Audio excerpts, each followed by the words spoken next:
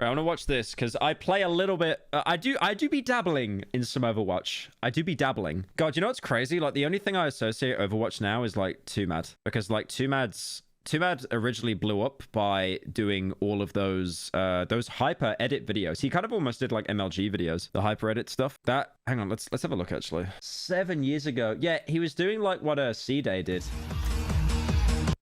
Is his profile picture Tommy in it? Hey, Mr. Wellerman, come.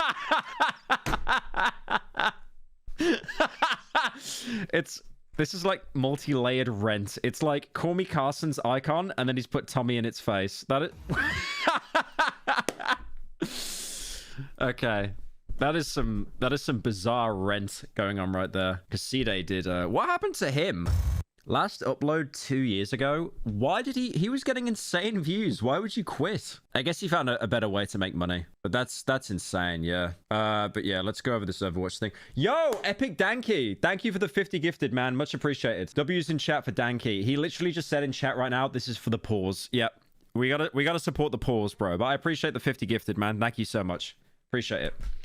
Right, we got time for this before Stalker 2, I think. Let's go through it. I woke up this morning and I was just thinking a little bit more about Overwatch Classic. My brother-in-law and his wife were staying for a week at my house, and we played a lot of board games, and we had a lot of discussion about like All I'm saying, by the way, Overwatch died when they nerfed Roadhog. When you couldn't hook around corners, the game died. Game design, game theory from video games and board games alike. And one of the things that I was thinking about with Overwatch Classic is just how much the extrapolation between really the curve of how game design has changed over the past 8 or 9 years. It's been a great little microcosm of that into Overwatch 2, about lessons they've learned for both the good and sometimes mistakes that they've made when they're going too far to the opposite side of things.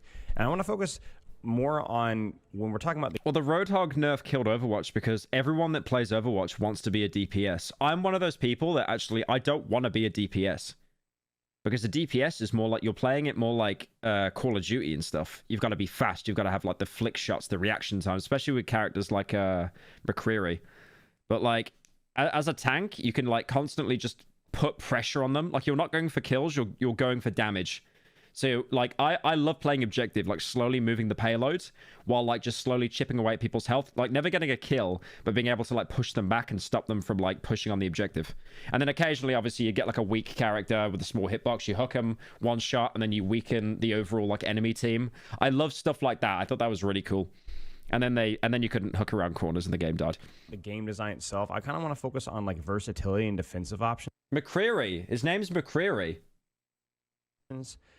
I didn't say McQueer. I didn't say McQueer. I don't know if you guys were able to catch my interview with Overwatch developers Alec Dawson and the game director Aaron Keller for Overwatch. McCree. His name's Benny. Oh, his name's Benny. My bad. Sorry, guys. McBenny. Yeah. Sorry, McBenny. My bad. Watched this past week. But they talked a lot about some of the lessons that they've learned from Overwatch. And one of the key ones... Who plays support? What's support again? That's just healers, right? Isn't that healers? Yeah, you've got... Wait, I forget. You've got DPS, tank, healers. Is that support? I mean, to be fair, I've seen people play as Junkrat and they actually pop off. Junkrat is such an overpowered character, like, if people know how to play them. Was that versatility feels really good. People that play Mei should be shot in the streets of Detroit, unironically. Like, I swear to God, every time I hook, they always panic press shift to go in the ice cube. Good. Feeling agency, feeling like you have options is really good. And Aaron Keller talked a lot about how they've realized that the defensive style, like the more breaking, a nut to break, I think was his term, in terms of breaking the defense. I don't think that you can ever get anything more satisfying in your life as an Overwatch player when you hook Pharah from the sky and pull her down in one shot. It's beautiful. It's a beautiful thing that everyone needs to experience once in their life. Defensive advantage. Similar to, I think he described it as being in TF2, was something that just didn't really age well with Overwatch. And I think that that's pretty true for most games in general. Like, Defender's Advantage is great, but when you have, like... I'm trying to think of all the characters. D.Va, disgustingly overpowered, basically gets 2 lives. Reinhardt, he's actually pretty easy. As Roadhog, he's actually pretty easy. You can literally just, like, go past his shield and then shoot him, and he can't do shit, as long as the team isn't supporting him. Roadhog is baby. Winston has an insane amount of health. He's actually very, like, if you get a Winston that just jumps around, like, he forgot to take his Ritalin and he's playing CSGO, he's actually really hard to kill, because despite having a huge hitbox, he's very difficult. Zarya, disgusting, trash, scam class, basically the soldier from Team Fortress 2, no downsides. Has a shield that makes her invulnerable that regenerates after 0 seconds, by the way. McBenny, he's all right. I never actually... Yeah, I mean, if you hook him as Roadhog, it's over. Genji, he will always panic spam the ricochet thing whenever he sees you because he thinks he's going to get hooked. Farah, if you hook, unlucky. Reaper... My belly is so full and round. I've eaten too much bag. Oof. I might pop him so full. Can you smell my stinky farts? Snuff up this green gas. That's probably a message I've sent on Discord at some point. Reaper will always like panic go invulnerable whenever you hook him every single time. Soldier's really easy to deal with actually as Roadhog. Tracer, pretty easy to deal with. Bastion actually has an insane amount of HP. Like if you hook him, there's a high chance that he will actually just waste your health and kill you. Hanzo, yeah, he's kind of easy to get, to be fair. Junkrat is like actually so Ritalin deprived. As soon as you hook him, he will like panic spam and like jump in the air with the grenades. Mei, we already talked about her, needs to be shot in the head.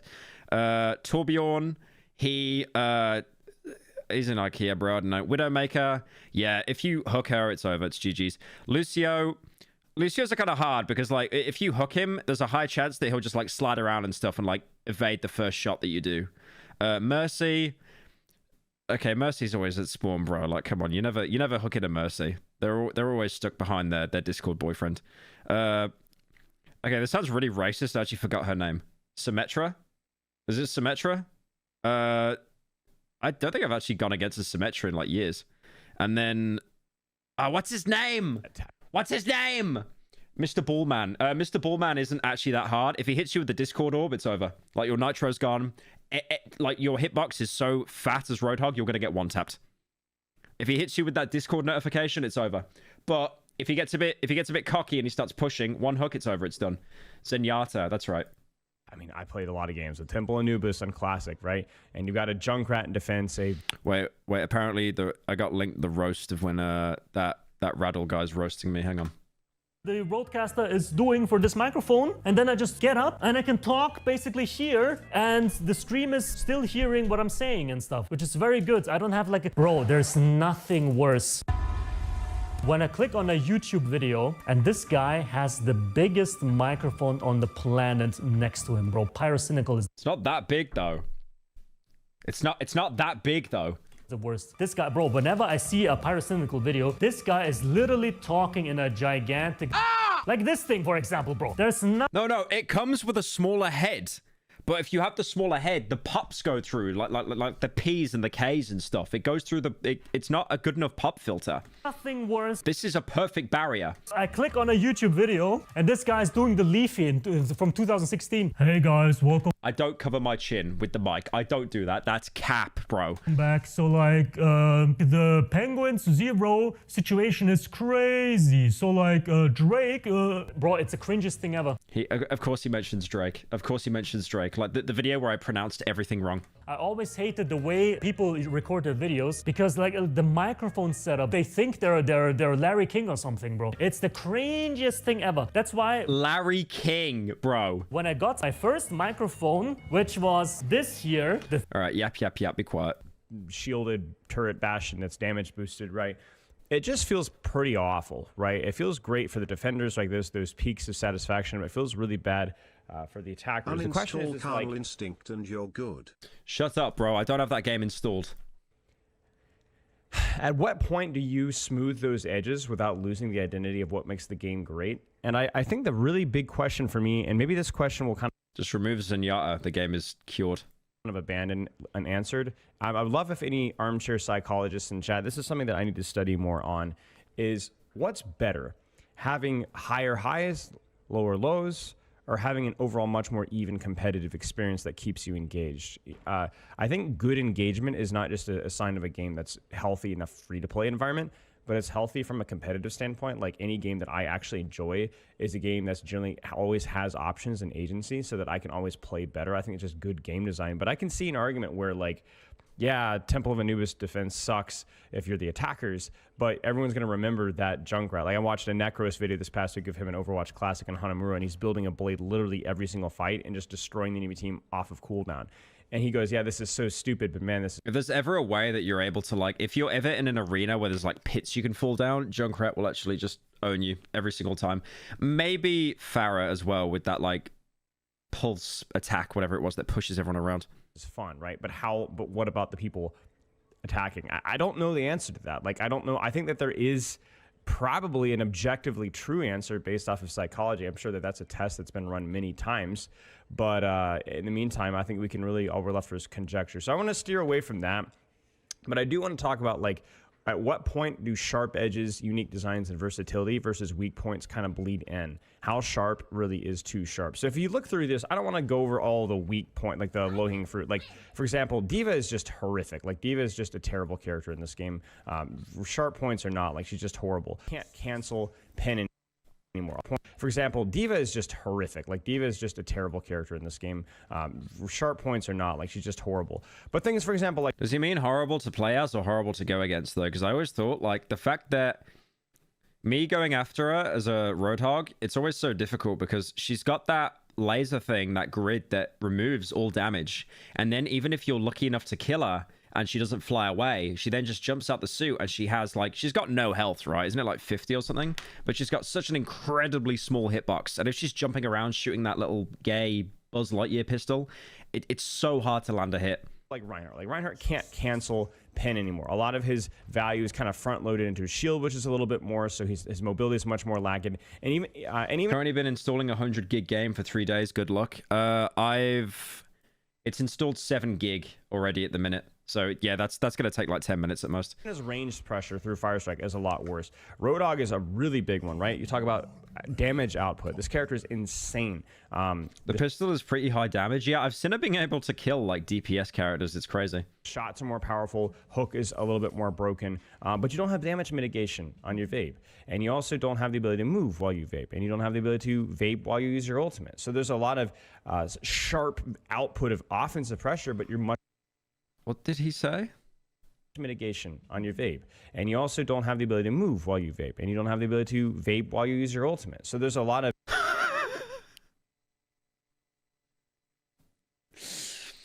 You can't vape. Is this a gaming term, or is he just doing a bit? Is the entire video a bit? Sharp output of offensive pressure, but you're much more vulnerable. Zarya is a kind of a good example, but I think Zarya is a little bit of a different category entirely. Pharah, there's no real lateral movement with Pharah. You pretty much just fly and spam. That's pretty much all there really is to it. Cassidy is broken. That's a completely different story. Bastion can't move as much. He can't move while he's in turret form. He doesn't have the same range pressure with grenade. Now, I think he's definitely stronger because having the self-heal is really strong, although he can't move while he's self-healed. I think they removed the self-heal in Overwatch 2, right? But he is so overpowered in Overwatch 2. Whenever I hook a Bastion, it's basically a 50-50 if he kills me or not. Like, I should have the advantage because I did the hook, but it's just equal playing field. That's really, really good. Hanzo's a lot less mobile. Very tank bust. On classic mode, I couldn't wall ride with Lucio almost at all. I tested him prior to getting back and it was fine. With scatter arrow and the body shot pressure. Junkrat's even feels a little bit clunkier, right? You only have the one mine. One thing you'd always... Hawk Tour, I give the 10. One thing I'd always do as well, like when I was going up against... when I was trying to hook people as Roadhog, I would always... I don't know whether people did this thing where you would shoot them and then hook them at the same... you'd melee them at the same time. Do like a Hawk Tour, like a 1-2 kind of thing. But your spam damage is unbelievable. Because that would usually finish off like most weaker enemies. Unbelievable. And we can kind of go down the list, right? Torbjorn's unbelievably defenders-oriented. Mei has her freeze again. There's a real serious lack of heals, and characters like Symmetra, for example, with teleporter and turrets, are really, really good in defenders. Zenyatta is the definition of a glass. Hawk Tour. Hawk... The wind whistles and the Hawk Tours. Cannon with 150 HP, but 50% Discord. So ignoring how the game feels in terms of like flow, it is pretty clunky a lot. Hawk Tour? Of how the abilities work. That's an obvious criticism, and I don't want to worry about that today. I want to focus more on like the spirit of what. Someone just keeps donating $10 over and over saying Hawk Tour. This was done because. So the easiest money I've made in my life. Can you add 5 zeros on the end? The spirit was to give pretty clear identities to like what the characters were supposed to be and lean into that. And my rather biased, nuanced, dynamic bias, right? I think that only the ones that have aged really well are the ones that have a lot of mobility, right? So Tracer's pretty much the same. Genji's great. Winston's still Winston. And there's some characters like Soldier, which kind of function the same. Winston's like Halo Reach Bubble Shield is so overpowered as well. Like he can just like camp in that and just consistently deal damage. And ironically, the thing... To be fair though, my gameplay experience is really limited. It's just from playing as Roadhog, basically. That makes Lucio feel really bad is the fact that he isn't very mobile in this mode. He doesn't get any speed boost on the wall, and there's a freaking internal cooldown, I believe, off of that exact wall ride. So it just feels pretty clunky. So the characters that aged well were the ones that were able to preserve their choices and their skill expression through their mobility. And I think that that's a pretty interesting question here. Is a lot of people are not going to agree with me. A lot of people are going to be like, no, legit, Hanzo feels so good to have back, or Pharah, it's nice to fly in midair. So the question is what is this good game design or not? I've got some notes here. How sharp is too strong? Because one of the things that I think was initially designed, and I've had this discussion on stream before, is I feel ignoring the defensive versus offensive versatility ideas. The idea was that you have a bunch of very, very sharp edges, right? That you put together to make a great meal, right? You wouldn't eat an egg to eat a cake. Right. I actually think Widowmaker's a fairly balanced character, honestly. What the guy donating the Hawk Tour actually did it so many times he broke the TTS, by the way. No, I will not add 5 zeros, fat boy, Hawk Tour, and then he said Hawk Tour again. He just gave me $70. $70 of Hawk Tour.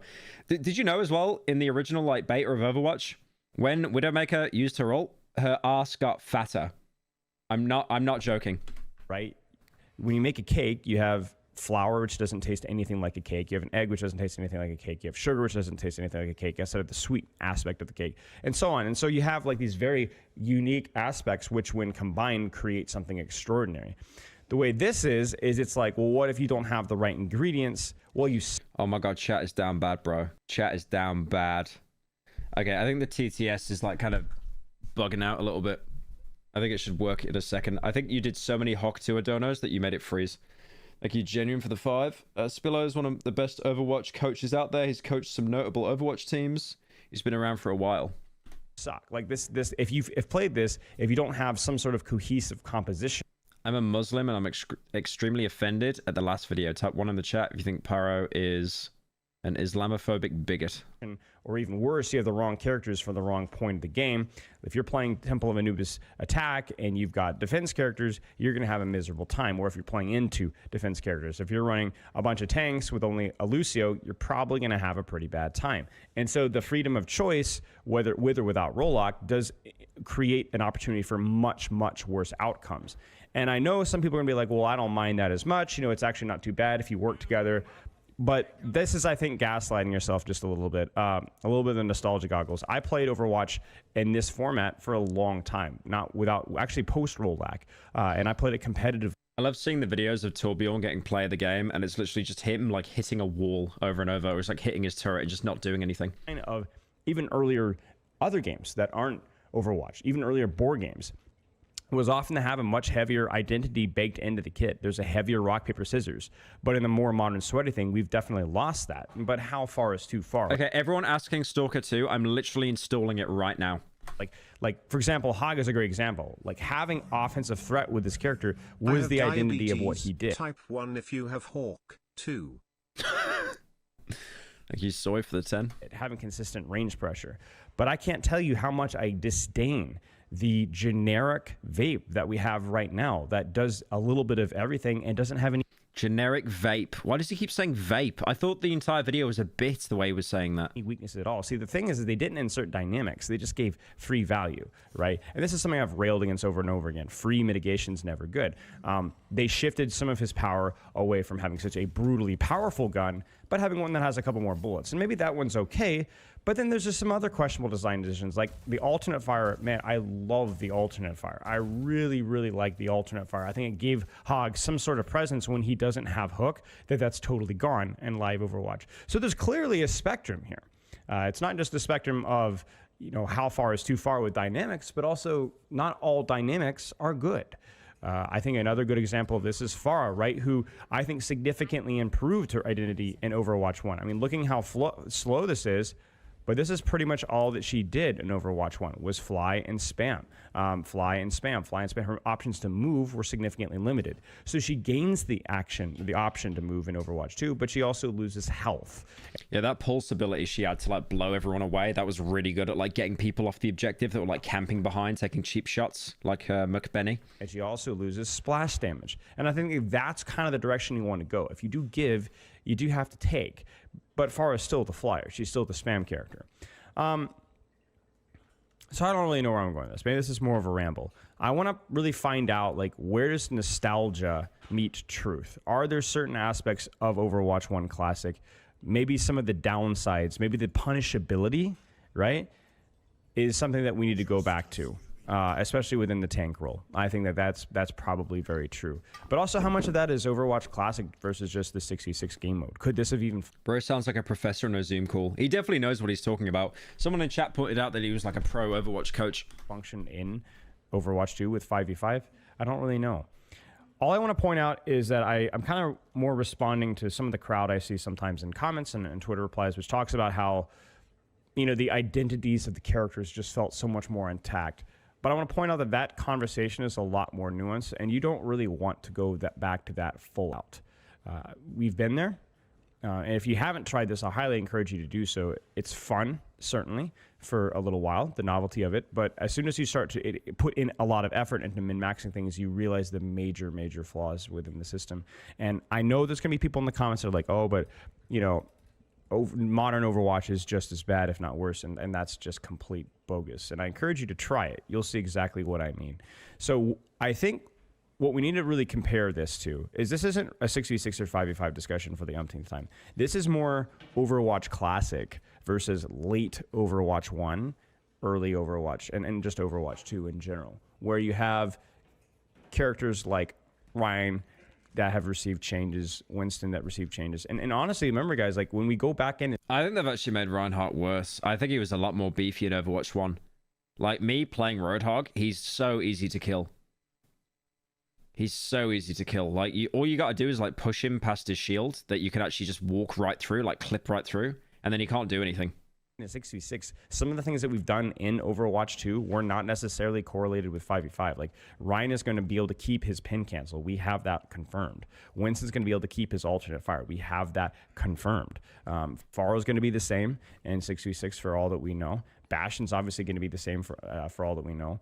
Hans is going to be able to maintain Stormbow. Reinhardt is 10,000 times better in Overwatch 2. Really? I think he's easy to kill as Roadhog, but I guess Roadhog's a good counter. Because Roadhog, obviously, his gun deals very good damage, but it's not that accurate because it takes time to travel. It's not like a hit scan. So, but yeah, if Reinhardt has a shield up, you can slowly just pump damage into it to the point that it breaks. If he's got teammates with him, and then if he's exposed, you just push him and he can't do anything. Because Reinhardt relies on melee mostly, right? And as Roadhog, all you really need to do is just keep... I've never... In a melee versus a shotgun fight, I've never lost to a Reinhardt. It just that the HP difference is insane. And then Roadhog's self-heal is disgustingly overpowered. You can just tank so much damage and then just be yeah, anyways, and then just, smoke your blunt. In lunge, Torbjorn's going to be the same. May's not going to get her freeze back. So it's interesting that we're going to go back to the 6v6 game mode, but we're going to go back with many of the dynamic lessons that we learned from 5v5. And my question to you guys is, how do you think this is going to go? Do you think that people are going to miss the sharp identity? Do you think the sharp identity has a world in 66? Or do you think that some of the lessons that we've learned unrelated to 5v5 about dynamics, versatility, as Alec Dawson said, do you think that makes a more engaging experience? And I do think that this comes down to personal preference, but I do think that there is a probably objectively... Chat, you have worse ADHD. You have worse ADHD than I do. I said less than 5 minutes ago the game is downloading. And now one guy said I paused. I'm looking at the download on my other screen. It's over halfway done. It's like 80 gig out of 140. Competitively integrity, truth, somewhere in there. We've learned from in the realms of psychology, I'm sure. And probably something that's more applicable for most people as well. And I'm not really sure which one that is. I mean, if you want to fix Overwatch 2, just remove Mei. Easy clap. Could you imagine how useless Mei would be without like the invincible ice cube ability? My personal vote will always be for versatility. I think it's more fun knowing that I could have always outplayed my opponent, and they could have always outplayed me.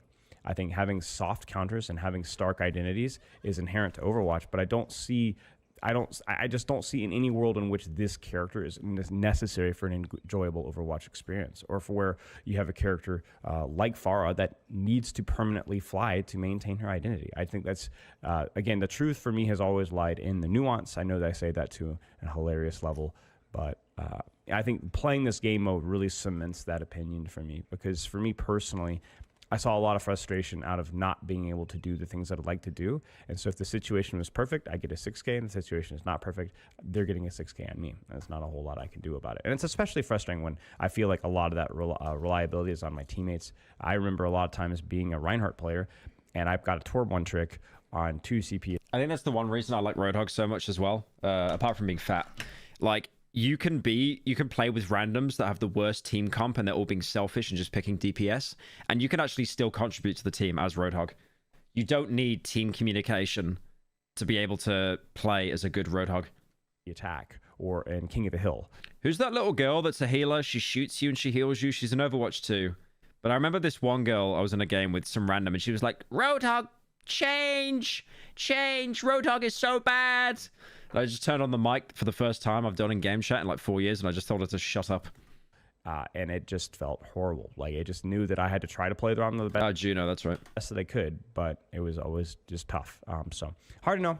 I'm curious what you guys think. Kind of more of a less of an aimful ramble than usual, but I don't think I risk it. She's right though. Okay, bro. Well, you're obviously a Pharah main. Unlucky.